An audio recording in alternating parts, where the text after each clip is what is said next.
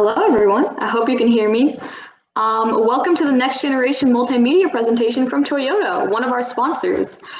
Here in just a minute, I will start sharing the video that they've given us to stream, and we'll just get started really soon. So let's give it like 30 more seconds, if that sounds good, and then we'll go ahead and get started.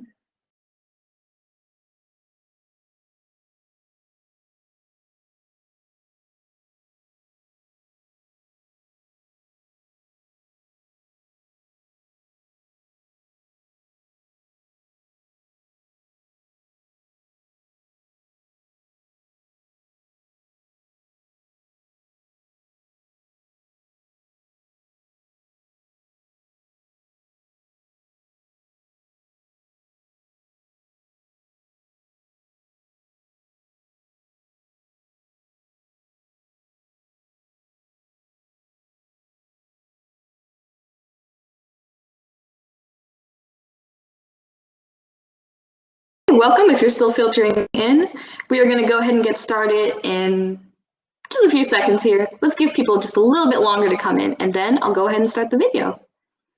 And make sure that the audio is working, of course.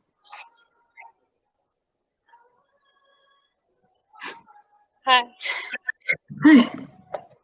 How are you? Good, I'm good. Sorry for the mess. I'm still in the airport. My flight got delayed. Oh, no problem. It's so good to see you here. It's good to have you, even though you're in the airport. Like, thank you for being here. Yeah, absolutely. You guys are doing some great stuff. Thank you so much. Yeah. So we're gonna go ahead and start streaming the video soon, but before we begin, do you have anything you'd like to share with the people attending this workshop? Yeah. I think all of you guys should be super proud. I've been going through the Discord and saw that there really seems like to be a huge people who are joining, from beginners to really skilled developers. So especially for the people that are still new at this and giving this a shot, I think you guys should be really proud of yourself and to take time out of your busy schedule to do this. And for the committee who put this together, you guys put a lot of effort into this. I've been seeing you guys work on Discord and how attentive you guys should be all really proud of yourselves. Thank you so much, Judy. That means a lot, to us and of course everyone attending this hackathon. So thank you so much for being here. We really appreciate all of your insights, everything you have to share with us today. And thank you for having me. Of course. It looks like we have quite a few people here, so I think we can go ahead and get started with the video. So let me maximize this and let me know if the audio isn't working or anything like that.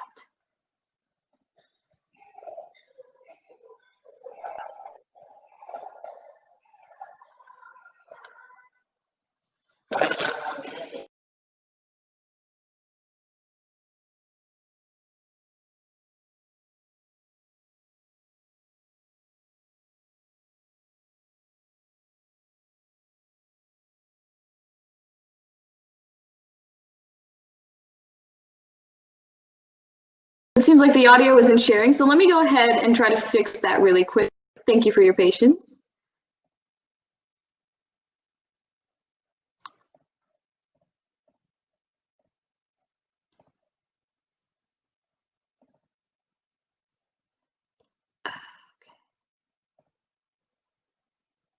There we go. Let's try that again.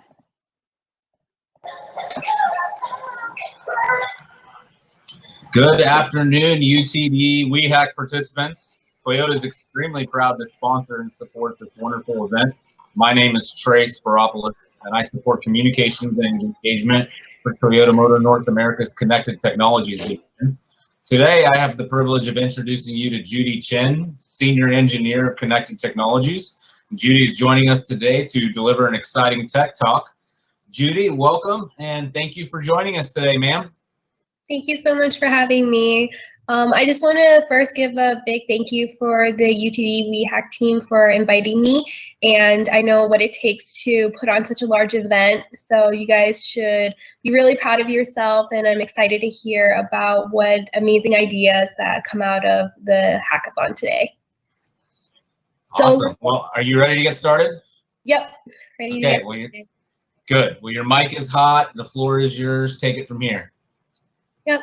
So little background about the presentation today. So I'm going to go into a little history about Toyota and also what connected technology does, and then give everybody a background of who I am, and then the tech talk is going to be about over-the-air updates. So a little history about Toyota. We actually started out as a loom company in the textile industry. So Toyota first started out making wooden looms and then transitioned into automated looms. And then from automated looms, we started creating cars. So one of our founders, he had taken the lessons learned that he'd learned from his loom company, and then applied that to creating cars. And so one of the core things that Toyota, one of our core beliefs in Toyota is Kaizen, which means continuous improvement. And when it comes to continuous improvement, I think you can really see that in our products, that we always try to make it better than it was before. So like I said, Toyota started out in Japan, but we actually have a pretty big footprint in North America. So we have 48,000 and counting team members across the United States, as well as affiliates in Canada and Mexico. And our headquarters is down in Plano, Texas, but we also have R&D facilities in Michigan and in California. And working at Toyota, you get a whole variety when it comes to jobs and things to do. We have, like I said, we have R&D, we have manufacturing, we have accounting and finance, we have sales and marketing, and that's only like a quarter of what we do. So like I said, we started out as a loom company and then went to cars, but what's next for Toyota? How are we continuously improving ourselves? And we think the next step is mobility. So it's no longer about getting to point A and to point B in a car. It's about how do we get anywhere? It's no longer just the means of a car. And so in our group, Connected Technologies, we're really in the forefront of trying to help Toyota figure out their next steps in mobility. So Connected Technologies, what our mission statement is, how do we deliver amazing and personal connected services to our customers? So our group is, the part that's really interesting about our group is that it's not just a R&D group. We actually have a business side to our group, an R&D side, as well as an IS. So we combined all three of these elements to form Connected Technologies. And the 7 key functions that we do to establish our mission statement are the following. So first is registration and customer portal and security, and this is centered around our applications such as the Toyota app and the Lexus app that we have. 2, navigation, audio planning, and development. So this is centered around current generation and next generation multimedia units that are in the vehicle. 3, future concepts and special projects. Like I said, we're not just about the present, we're also about the future. And this is what the group tries to figure out is, in the future, what can we do? 4, embedded and app-based services. So this comes down to some of our applications that we have, as well as embedded systems in the car, such as remote services and destination assist. 5 is VR and digital assistance. So this is focused around how to bring that voice recognition system within the car. 6 is connected strategies, which is we have so many amazing ideas from all these groups. How do we take those ideas, bundle them into packages, and sell them to our consumers? And then 7 is our business enablement team, which helps us work out the different contracts that we have with any third parties, such as Apple or Google. So a little background about who I am. So from that list of 7, I work in the multimedia space, the audio planning. But I started out in Columbus, Ohio, so I am born and raised there and went to school. I went to school at Ohio State University, and I graduated with my industrial systems engineering degree. And then while I was still in school, I co-opted at Toyota at the R&D facility up in Michigan.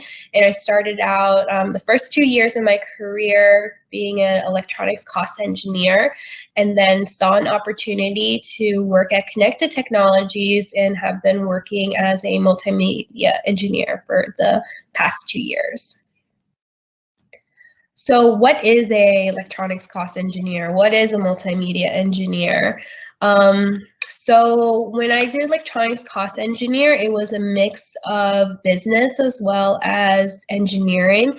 So when there's new vehicle launches, I would help the electronics group figure out how much did their components in the vehicle was going to cost, and help them figure out how to meet their system targets. So the business side of it was basically understanding the cost targets and what it took from a cost perspective on releasing a new vehicle. But the engineering side of it was how does the manufacturing process of creating that part influence the costs? So we would go on supplier visits, and then also go through tech talks about different manufacturing process that they would do with the products. As a multimedia engineer, I took what I learned from my previous job. I had an overview of all the parts, but now I became solely focused on the head unit. So I was a PO for 2 specifications. I worked with OTA, over-the-air updates, as well as a search function within the head unit. And I created specifications for our tier 1 suppliers and created server and head unit specifications. And then I also had the chance to also work on the planning side of understanding and helping achieve cost targets for platform parts, which in our case was the head unit. So to give everybody some career advice, give everyone my 2 cents. I had 3 main points that I wanted to emphasize what I've learned throughout my career. And one is that it's okay not to know what you want to do. I think we put a lot of pressure on ourselves and expect ourselves to figure it out once we graduate college or or in school.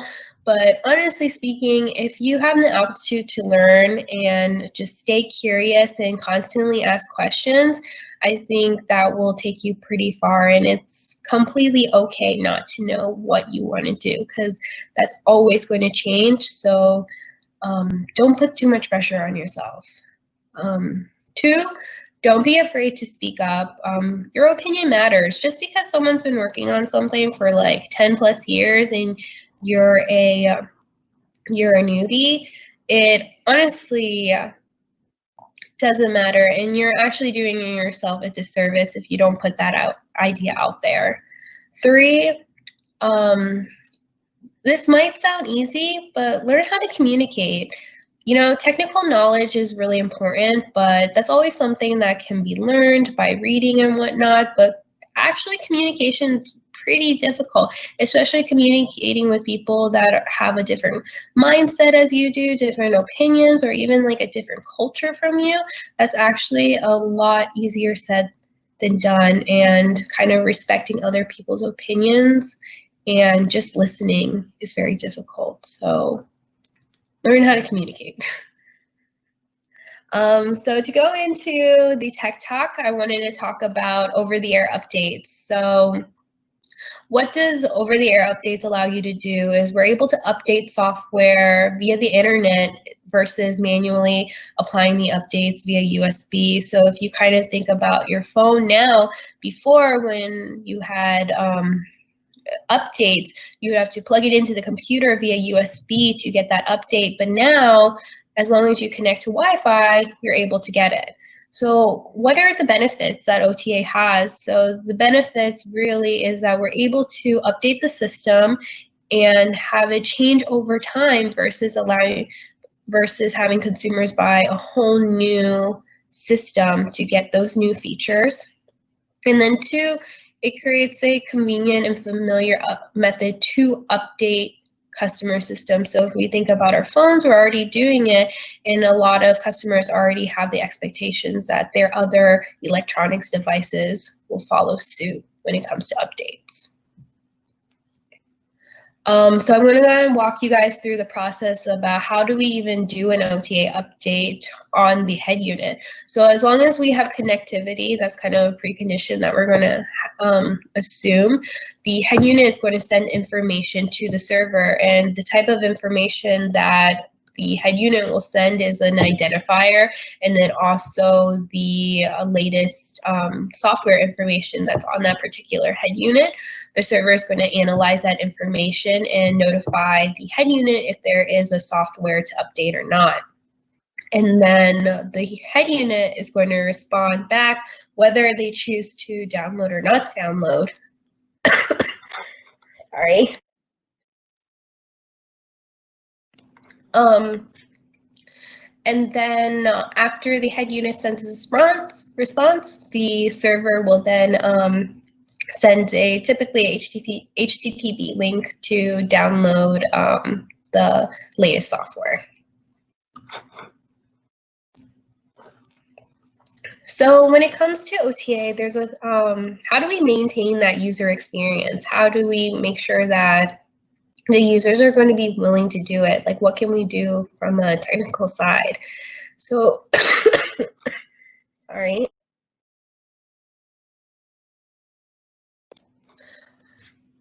So one is to containerize the software. So instead of having the software be completely mixed in and jumbled up like spaghetti code, we want to be able to isolate it. So when you're able to do the software update, it can directly affect that application. And this really cuts back on evaluation and testing time on the background. But this way, it's also safe if you know that everything is isolated. Two, partitions. So when it comes to partitions, we want to not disrupt the customer as much as possible.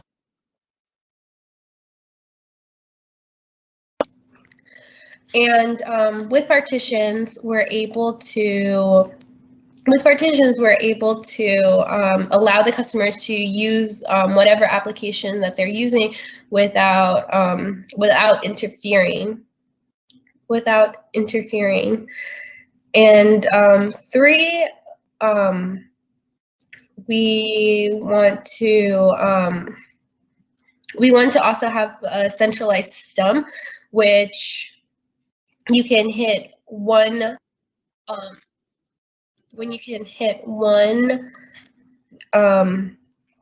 point and be able to distribute the package versus having multiple points that it has to distribute to. And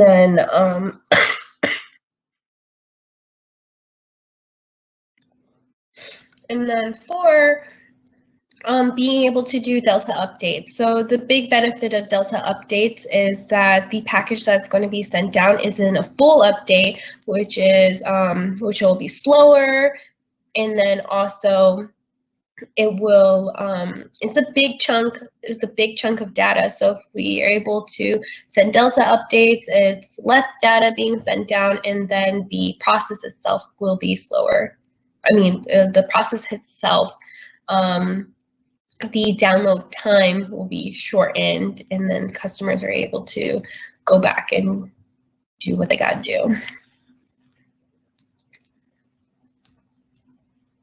So I want to thank everyone for allowing me to be here and talk, and hopefully you got something out of it. Judy, that was amazing. We really appreciate you taking time to talk to us a bit about your background, career, and some really cool tech updates. WeHack team, thank you again for letting us join you today. Best of luck the rest of the competition.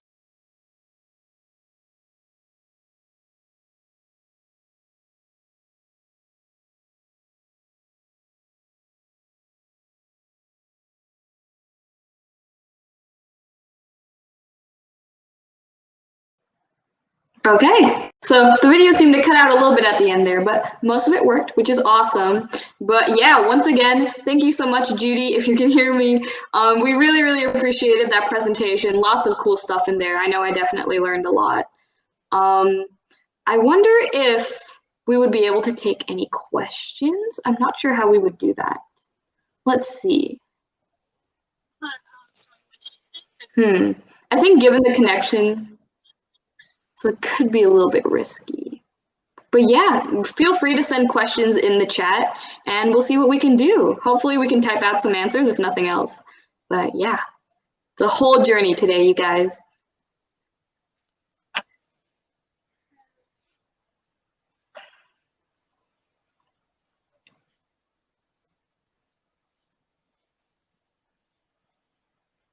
Hey Judy, can you hear me by any chance?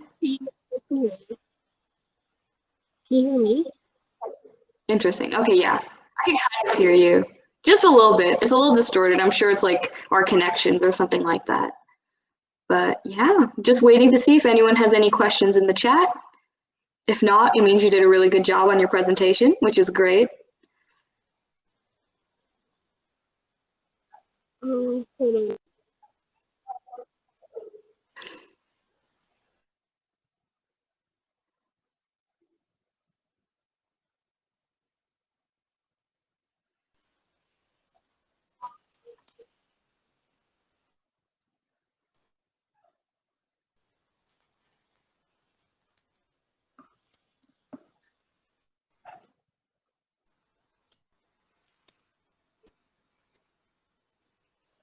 All right. Becky says that it's interesting to think about what other applications are coming with the OTA updates. Definitely. Judy, do you have anything to add with that? Any input? The connection might be really choppy.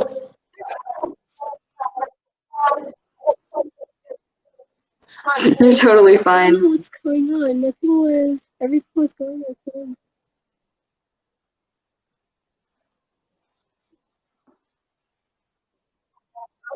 You're fine. Sorry. Well, for what it's worth, I can hear you. Can you hear me? Everything was working and now it's not working. Okay, cool. So yeah, again, I mean, Becky says that's interesting to think about whatever like other applications are coming out with the OTA updates. Do you have anything to share like in that regard?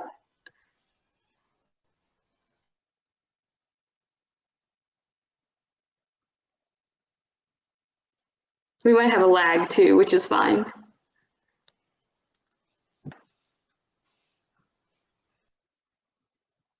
Oh, okay. I think we lost her. Sorry about that, guys. Let's see. I think she re-entered the session. Oh no, Judy. Judy, come back to us. Okay. Hopefully she comes back. If not, we'll find a way to get this information to you guys in some form using technology that will hopefully work. But yeah, I mean, of course, Judy is currently at the airport, so it's really great that she got to be with us at all. And I'm assuming her connection was really faulty. But of course, like, thank you so much for being here for this multimedia presentation here with our sponsor, Toyota. If you do have any further questions, definitely ask them here in the Discord, and we can absolutely find someone to answer those questions for you. But until then, I think that wraps up this particular session. So good luck with the rest of the hackathon. Hope your projects are going amazing. And just let us know if you need anything.